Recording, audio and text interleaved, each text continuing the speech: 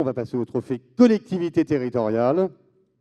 Nous allons annoncer pour ce trophée la présidente Marie-Prost Coletta, direction ministérielle à l'accessibilité. Paul, merci Xavier.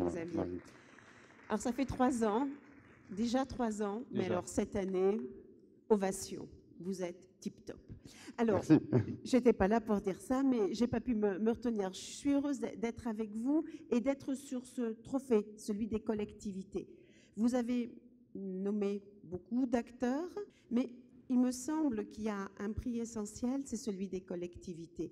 Les collectivités, ce sont nos élus, ce sont eux qui ont pris à bras-le-corps la question les premiers, et il ne faudrait pas les oublier. C'est la volonté des élus qui nous permet de voir notre cité évoluer tous les jours. Et là, je crois que nous allons avoir de beaux exemples. Alors, on est dans les collectivités territoriales de plus de 5000 habitants et on va démarrer tout de suite pour la charte départementale de l'accessibilité du Bas-Rhin 2012-2014.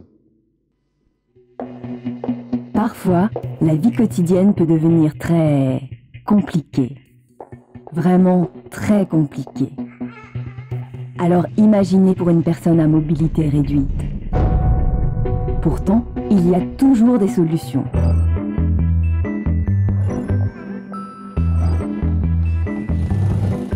Dans le Bas-Rhin, des professionnels de l'habitat se sont associés autour d'une charte d'accessibilité.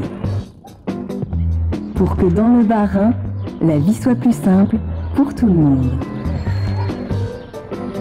Tout simplement. Une fête, une rencontre, un partage, la manifestation en dynamique de la ville de Chambéry.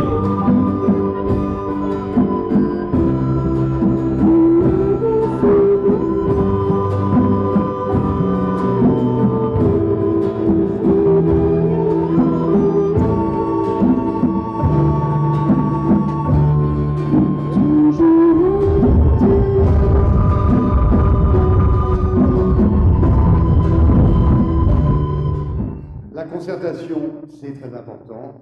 Ce que vous allez voir, donc une démarche de concertation menée par la ville de Bourg-en-Bresse dans l'Ain. Donc les aménagements sont étudiés en concertation avec les usagers, mais également au sein de la commission communale pour l'accessibilité. La municipalité a été très attachée à répondre à notre demande tout en respectant les normes en vigueur. Et aujourd'hui, la remise des télécommandes est un vrai plus pour nous faciliter nos déplacements. Des balades de nature accessibles au plus grand nombre dans le parc naturel régional. Dans le cadre de sa politique d'accessibilité, le parc naturel régional du Vexin français propose des sorties nature adaptées au plus grand nombre. Pour les personnes à mobilité réduite, l'association Escapade Liberté Mobilité met à disposition ses modules évasion et assure l'accompagnement. Pour les personnes sourdes ou malentendantes, le parc sollicite des interprètes en langue des signes française. Pour les personnes aveugles ou malvoyantes, le parc élabore des sorties basées sur le toucher et l'ouïe. En 2013, le parc enrichit son programme d'action. La conception d'un outil numérique de diagnostic de visualisation spatiale. Le Conseil général du Val-de-Marne, en partenariat avec l'Université de Lille, a développé un support innovant pour fédérer les communes et autres acteurs de l'accessibilité. Une interface cartographique baptisée Global Évaluation Urbaine. Ce système permettra de mesurer et visualiser le niveau d'accessibilité de l'espace public, de la voirie et des bâtiments. Les diagnostics seront effectués par les acteurs territoriaux. L'intérêt, un support unique qui facilitera le partage d'informations pour une meilleure accessibilité aux personnes handicapées. Voilà, on va demander à Léa d'apporter la petite enveloppe. Voici le moment précis.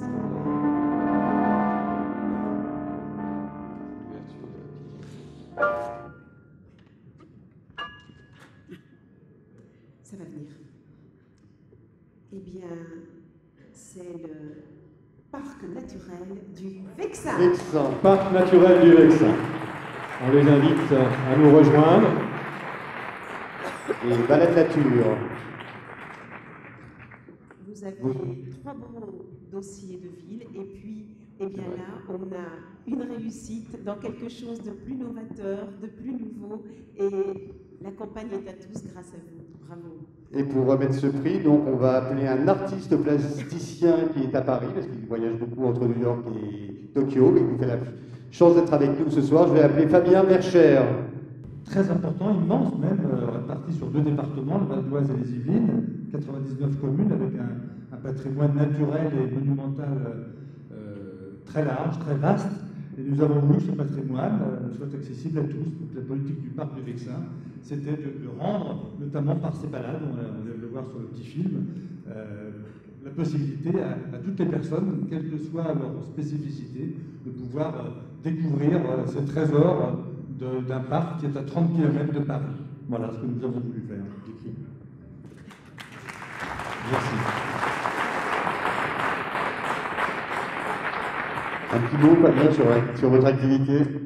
En fait, nous avons vu tous les gens qui sont venus, les talons, qui sont venus faire, enfin, j'en suis un peu témoin, je pense que parfois le handicap, ça peut aussi donner une qualité humaniste et un art de vivre pour la suite de sa carrière. Merci.